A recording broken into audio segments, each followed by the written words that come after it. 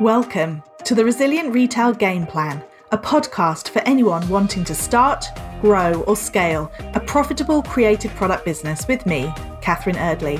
The Resilient Retail Game Plan is a podcast dedicated to one thing, breaking down the concepts and tools that I've gathered from 20 years in the retail industry and showing you how you can use them in your business.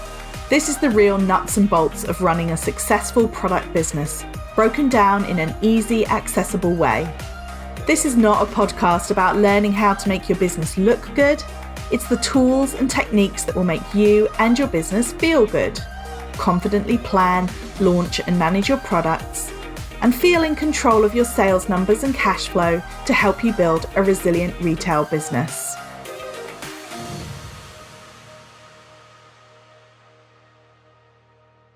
Welcome. It is episode 85 of the Resilient Retail Game Plan. My name's Catherine Eardley, and I'm your host as well as the founder of the Resilient Retail Club. The Resilient Retail Club is my membership group for creative product businesses. You can find out more at resilientretailclub.com. And if you use the code 10podcast, that's 10podcast, then you can get £10 off your first month. I'm so excited to bring you this episode today. It's a really fascinating topic. I'm joined by Lindsay Mazza, who works for Capgemini, which is a global consulting firm, and she is their global retail lead, which means that she knows an awful lot about the retail industry. And what I really enjoy about chatting with Lindsay, I've spoken to her once before, and she's just an absolute fount of knowledge when it comes to the trends in the retail industry, what's going on, what's shifting, and what's changing. So who better to join us to talk to us about an emerging trend, which is the metaverse. What does that even mean for retailers? How are people beginning to think about it? What is the potential? What even is the metaverse? Are we ever going to be part of it? Or is this just something for the younger people in the world? So those are the kind of questions and more that we're going to be asking in today's episode. And I'm really looking forward to hearing what you think about it at the end of it. Lindsay, thank you so much for joining me today. Do you want to start us off by introducing yourself? Catherine, it's always a pleasure to join you. Thank you for inviting me. I'm Lindsay Mazza from Capgemini. I'm Capgemini Group's global retail lead, and I'm responsible for helping our clients identify where they can go in the market in the next 3 years that's going to help them fulfill consumer promises. So what you don't know about retail is not worth knowing, right? Well, I'm learning new things every day, so there's always something new out there.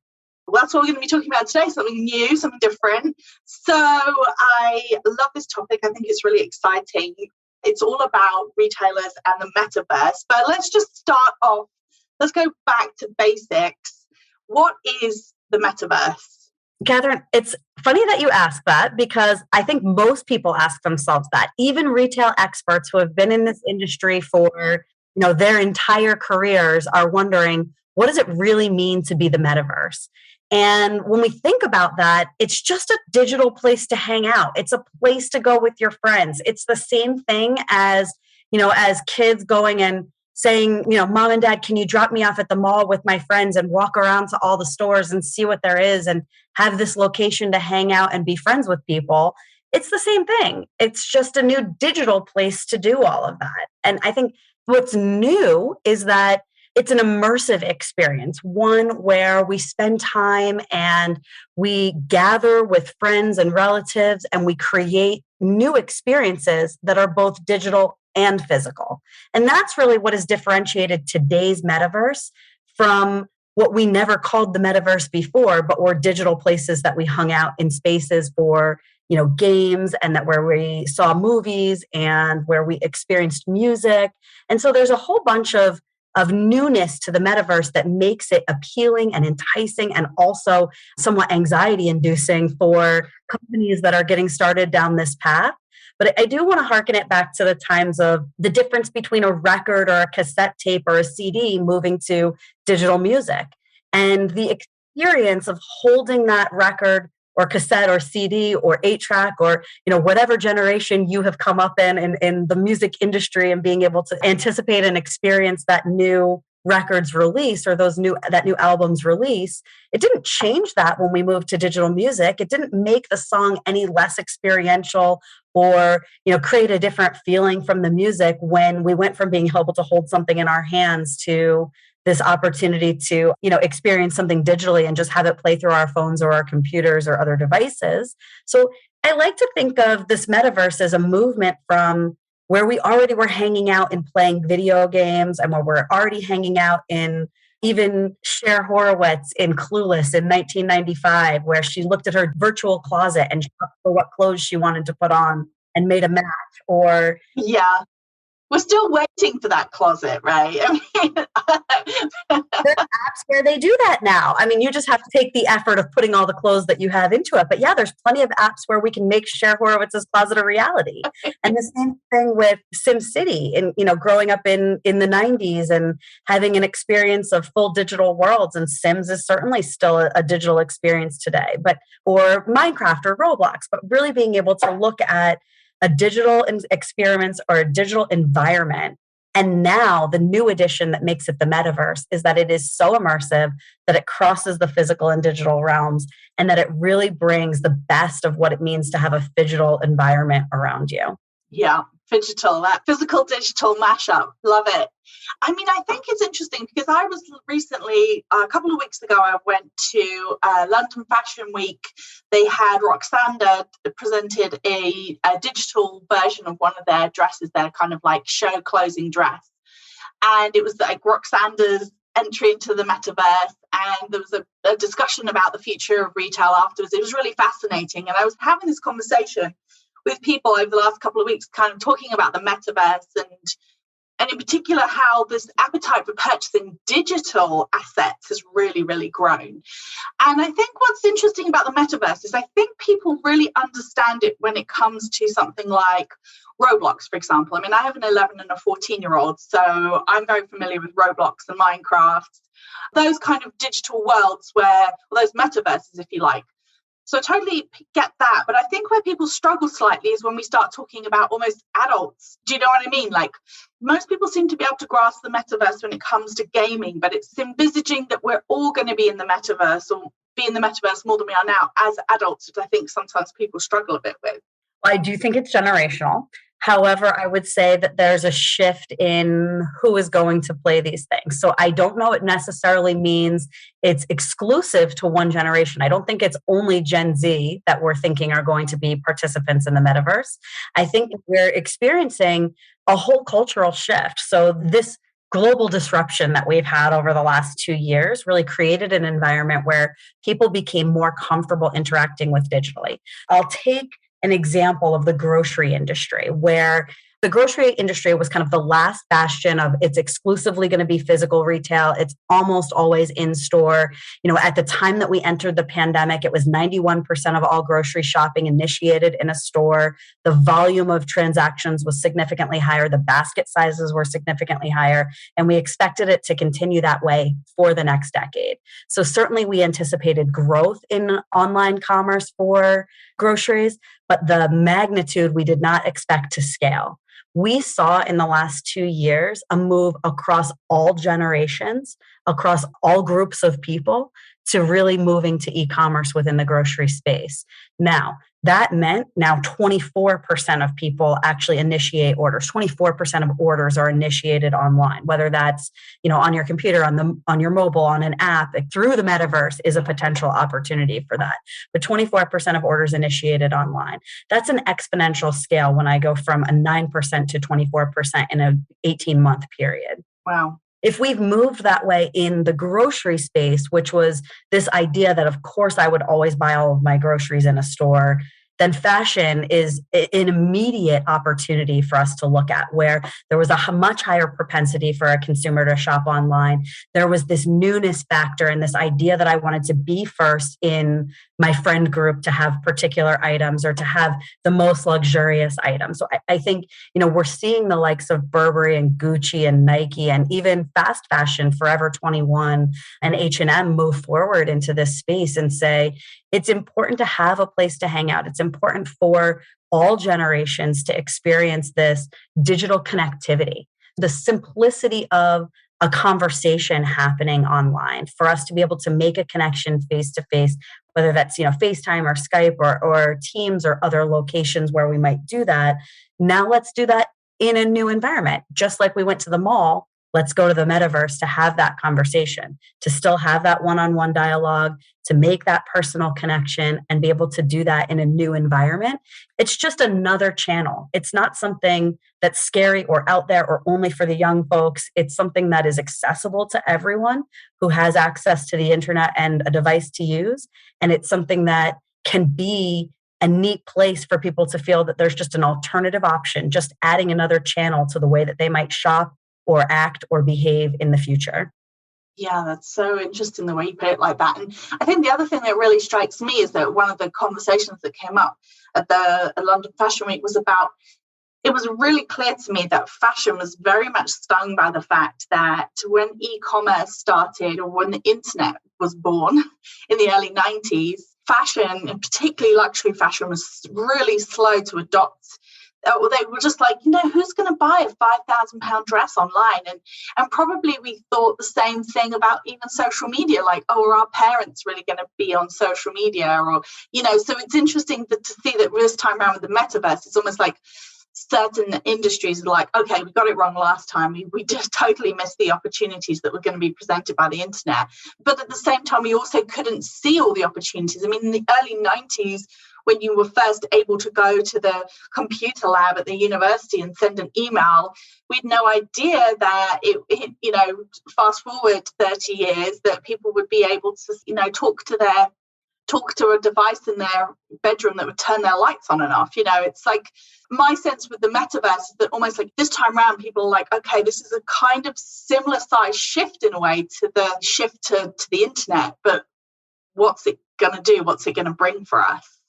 I think you're right. And I think we've experienced a seismic shift in the last 2 years that's accelerated our access amongst all generations to digital. And because of that acceleration and that kind of training that we've had over the last 2 years, there is a willingness for the standard consumer to accept this new opportunity. And what I really love about it is not just that it creates a new experience, because everyone's talking about the CX side of the metaverse, but I love that it creates a new opportunity for health and sustainability and purpose-driven brands to really support their consumers. And why I say that is because I can do so many things better than I could have done in real life if I have the opportunity to pre-interact with consumers. So in the fashion space in particular, I am able to create pre-orders of real physical product based on somebody who saw something on the runway and now they're interacting with it, and then they're able to place a pre-order for it. That helps me better plan inventory, better understand what my demand is going to be for items from my core consumers who are loyal to my brand and are willing to buy from me. What we're seeing is 47% of all consumers. Now, there is a generational gap there. We see 67% of Gen Z, 56% of millennials, and 34% of boomers. But really this interactivity of willingness to buy directly from brands and use that brand loyalty to go to the fashion house itself, the consumer products company itself, in order to make a purchase. And that willingness is accelerated by the direct personalization and one-on-one moment that I'm able to have digitally with a consumer. So I love this idea that I'm able to reduce my cost by planning the right amount of inventory, but also reduce my waste production that I put out into the world by planning the right amount of inventory. So the win-win, we have environmental wins and wins in sustainability. We have health wins when there are moments in time in the world that prohibit or reduce the amount of people who can visit in stores, that they're able to have a location to go to. And we have cost reduction for being able to produce the right amount in the right location and reduce my supply chain transportation by not having to ship mass quantities, but shipping specific amounts to a particular place. So in this world where we have not only COVID disruption, but geopolitical disruption, where we have massive inflation and inflationary concerns throughout the world, there's an opportunity for us to really take advantage of creating personalization, creating moments for consumers, creating a brand awareness for ourselves as both consumer products and manufacturers and as retailers. Well, yeah, no, it's such an interesting perspective. So, as you know, I love on this podcast to try and bring it back to like the real practical elements of things. So, if you're someone who's listening for a small business, perhaps listening to this podcast and thinking to yourself, okay, wow, this sounds like a lot, but like a really exciting opportunity. Where do you think that businesses should start with their even thinking about taking advantage of the metaverse? Where I would advise businesses to start is don't jump in with creating digital products to begin. So it's interesting that a lot of fashion houses and large companies have said, we're going to make investments in being someone different and selling something unique through our metaverse stores. However, I think the best place for small businesses to test this market is by creating environments to hang out in. Let's make it a location where people feel comfortable, but that they're able to purchase physical product. Stick with the thing that you're really good at, the thing that you know, and the products that you sell. And let's make that our first avenue to explore the metaverse. So who I really love that's doing this today is McDonald's didn't come out and say, what we're going to sell is digital hamburgers, or we're going to sell NFTs of, Ronald McDonald. That's not what they came out and said that they were going to sell there. They said, while people are hanging out in their normal video game that they're playing in, or while they're hanging out in the metaverse shopping mall where they're experiencing all this retail, let them stop by the food court and get a McDonald's hamburger. We'll have it delivered in 10 minutes to their door, right? That they don't have to get out of the game or get out of the place that they're hanging out and go on their phone and go in the app and make a separate order or think about how they're going to get dinner on the table. They said, be where you are, relax where you are, we'll come to you. And they made their real products available for real-time delivery, but in buying in a digital world, just like it was another channel to buy through. And I think, McDonald's has done that. And we've seen Chipotle do that with the first 30,000 consumers got a free burrito for coming to shop in the metaverse, but they got a real actual burrito to eat as a result. That's where the food industry has started, but it's where we can really start in fashion, in footwear, in any sort of specialty items to make our real products an experience that we're having in a digital way, combining the physical with giving them the actual thing that we sell and deliver today. Just to go back to like the Chipotle or the McDonald's example, when you say they were in the digital environment, where exactly were they? What were they on? So interestingly, and I think this brings us to what's this combination of what, non-fungible tokens, NFTs are compared to what is the metaverse. Yeah. A lot of these stores are putting out physical retail, and an NFT is simply, we think about a lot of the graphic artwork that we see, but an NFT can represent any real tangible product that you would see in the real world, in the physical world. So it could be artwork, but also could be real estate. And what's interesting is that we're seeing developers develop shopping malls in the metaverse. So going in Roblox platform in the game and saying, I bought this real estate within the game and that's my NFT. And now I'm going to build a store on that real estate. And the store is a digital store, but I go shopping in it. So I'm walking around my regular shopping mall in the metaverse, seeing and experiencing different products and moving with almost like I am in a character in a movie. I'm able to poof and move from one location to the other without having to exit and go back out and around and up an escalator and everywhere else. I actually can move throughout this environment where I just arrive in the location. That location is the real estate that was bought by that company. And I shop in that location. And then I go to the next location that I want to visit. And I think that that's a really unique way for us to be able to have this experience, but also, interact with real life on the outside at the same time. So it could be, that for some people, it's going to start off by being that you creating a digital space where people can come and presumably interact with you as well, maybe ask questions. Of course, absolutely. We went through this with voice commerce. When we saw voice commerce come out and everyone said, okay, well, nobody's really going to buy by ordering via voice. And then it became, okay, this is the democratization of commerce. Now anybody can talk to anybody. So every brand can have a direct relationship with the consumer. when they ask a question about their particular product. Like, we can see cosmetics companies as the person looks in the mirror, talking to the mirror and saying, what should I wear? How should I wear it? How do you apply this? And them having a one-on-one interaction, whether that is through an AI enabled chat, or whether that is a human that you're interacting with.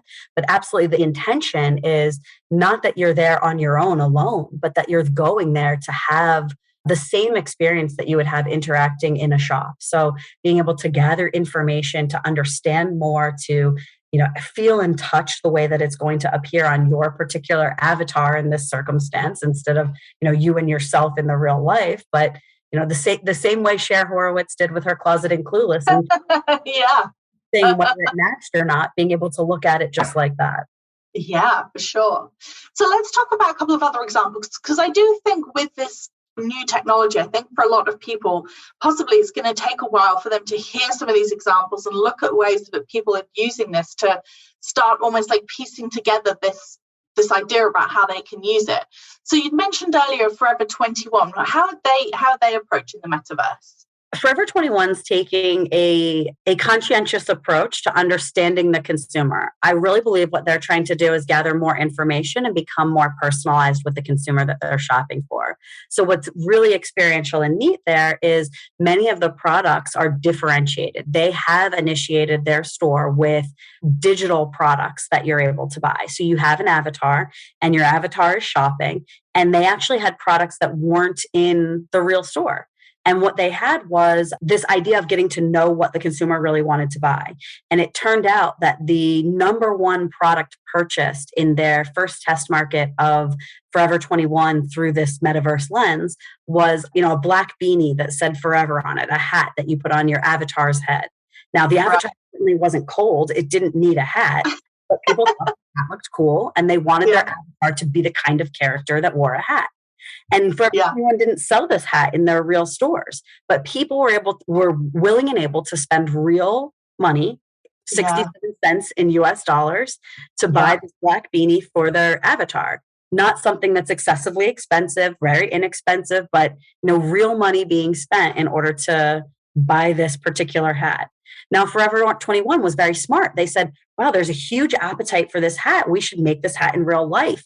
People both have the desire to twin with their avatar, and they have the desire to be able to experience things in both the physical and the digital. So I think it's amazing as a test market. And I think test is the key word. Even for mega retailers with 2,000 plus stores, global brands, and CPGs themselves, we're in the year of test for metaverse. I think in 2020, it was kind of metaverse, schmetaverse. It's not going to happen. 2021 was the year of let's create proofs of concepts and really understand. 2022 is the year of it's there. Mega brands, tier one companies have a lot of appetite and big spend on doing this right now. Meta itself is investing $10 billion annually in the development of the metaverse. And I think small companies can start and mid-tier companies can start is by saying, we're going to make some investments in this space. We're going to use it as an opportunity to learn more about the consumer, to collect data about who the consumer is and what they want, and to make more informed assortment decisions for the future, as well as be able to reduce cost of inventory holding because we know where and how people want to shop for things.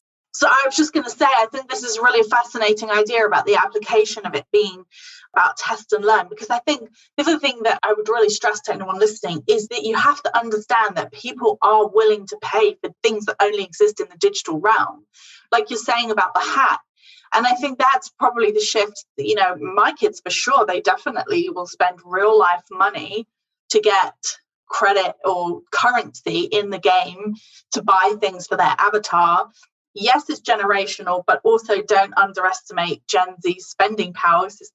Was it the biggest transfer of wealth in history? Is the generational shift in spending power is happening, and so Gen Zs are going to be a major force really in retail. So they're willing to pay, and they're interested in purchasing things that only exist digitally. So there's examples of people releasing limited edition trainers and things like this that, again, people are willing to pay actual money for. But then it's what you're saying about test and learn. This is one of the issues that people have. And we always say co-creation, create things with your community, show them the different designs, get their input. But everybody who's got a product business knows that there's a difference between when you put a poll up on social media that says, which one of these do you like the best? And everyone goes, oh my goodness, I love that pink one. I must have it.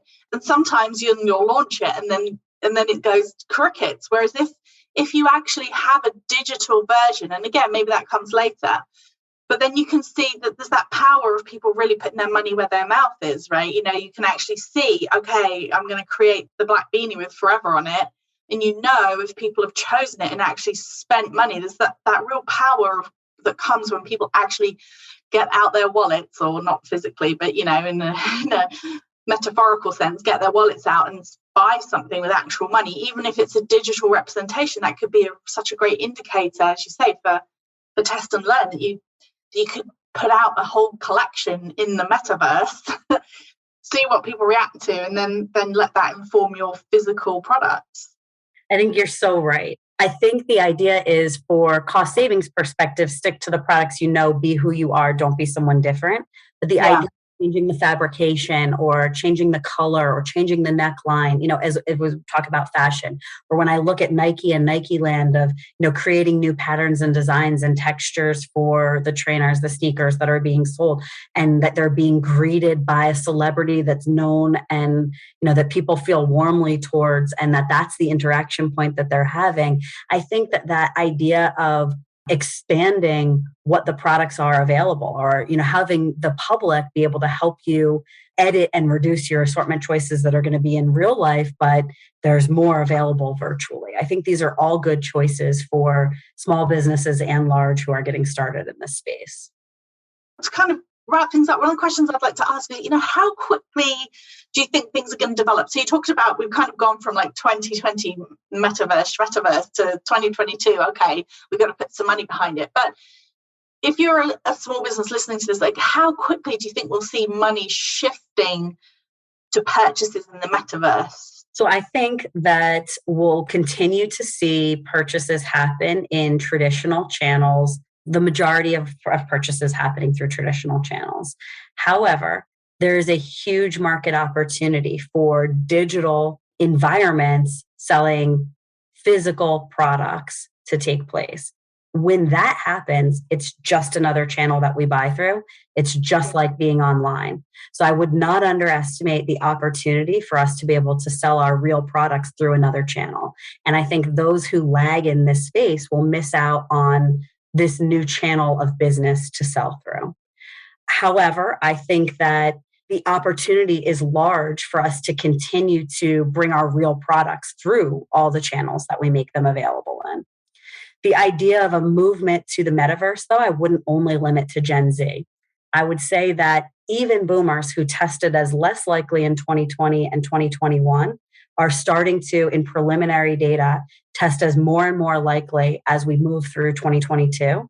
And I expect that analysts are reporting that in the next 3 years, by 2025, that we'll see continued growth in the boomer space as they rely on digital more and more, as they've already become acclimated and they are now relying on this as a place to shop. You know, the number of Amazon Prime users in the boomer generation has significantly increased, right? So the number of people that are willing to buy something online, we're using that as an indicator. And what that means for us is that as they age and become less likely to be out in shopping and less able to be there, we're creating a new environment for them to have personalized interactions and really experience things that they would have before. So I would say that this is not a limited generational to Gen Z. This is not something that we experience as, you know, only something that the newcomers are going to do, but something that we see now. It's commerce anytime, anywhere, but adding to that any product and any person.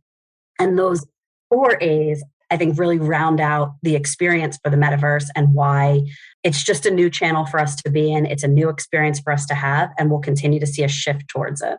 Wow. Yeah, it's fascinating, such a fascinating topic. So do you think at the very, very least, if you do nothing else after listening to this, you should just have your eyes and ears open as to what this could look like for your business?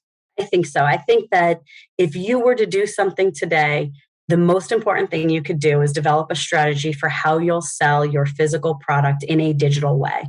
And if you're doing that through online, if you have an app, if you have a mobile site, why not have a location in the metaverse where you can create an experience for consumers? It's one more place where you can create something different, where you can talk to your consumer in a new way, and that you should have the opportunity awakened and open to bringing your product to consumers in a new location, just like opening a store in a new city.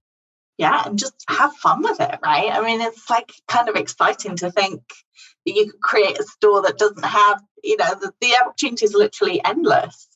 I agree. I think the metaverse is a new place to be. It's a place for all of us to hang out and to shop. And I'm looking forward to spending real money on, personally, physical products, but digital products for all.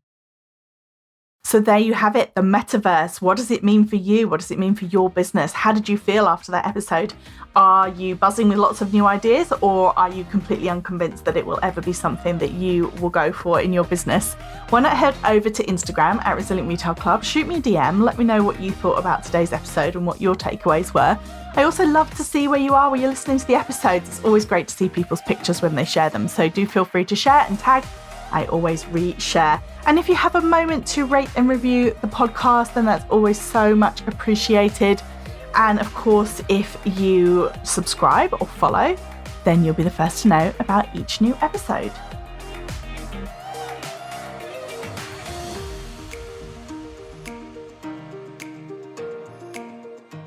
If you've enjoyed this week's episode, then I invite you to check out resilientretailclub.com. The Resilient Retail Club is the membership for anyone wanting to start, grow, or scale a profitable product business.